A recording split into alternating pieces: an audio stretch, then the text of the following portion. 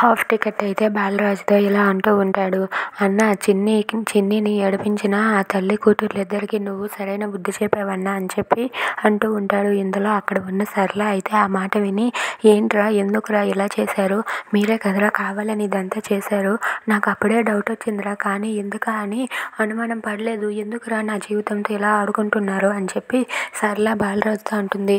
అది వినగానే అక్కడ ఉన్న బాలరాజు అయితే చిన్నిని మీరు ఇబ్బంది పెట్టడం నేను చూడలేకపోతున్నాను, చిన్నిని మీరు ఏమేనంటే నేను ఊరుకునేదే లేదు అని చెప్పి అంటాడు. అది వినగానే సరళ అయితే అసలు దాన్ని నిన్ను ఈరోజే ఇంట్లో నుండి మెడపట్టుకుని బయటకు గంటేలా చేస్తాను చూస్తూ ఉండండి అని చెప్పి సరళ అంటుంది. అది వినగానే అక్కడ ఉన్న బాలరాజు అయితే నా కూతురు చిన్నికి ఏ కష్టం రాకుండా నేను చూసుకుంటాను, నా చిన్నికి ఏమైనా జరిగితే నేను ఊరుకునే ప్రసక్తే లేదు అని చెప్పి బాలరాజు అంటాడు.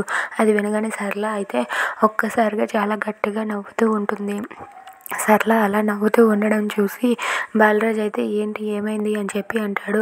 ఏంట్రా నువ్వు నీ కూతురు అని అంటున్నావు, నీ కూతురు నువ్వు నీ కూతురులాగే చూస్తున్నావు, కానీ చిన్ని ఒక్కసారైనా సరే నిన్ను నాన్న అని పిలిచిందా, అది గుర్తుపెట్టుకోరా, నన్ను అత్తయ్య అని మా ఆయన్ని మావయ్య అని వరుసలు పెట్టి పిలుస్తుందా, అలాగే నిన్ను కూడా నాన్న అని పిలవకుండా పేరు పెట్టి ఎందుకు పిలుస్తుంది, ఎందుకంటే తన దృష్టిలో నువ్వు జస్ట్ ఫ్రెండ్ మాత్రమే, కానీ నాన్నవు కాదు, నువ్వు మాత్రం తను నీకు అన్న కూతురని తెగ ఫీల్ అయిపోతున్నావు అని చెప్పి అంటూ ఉంటుంది.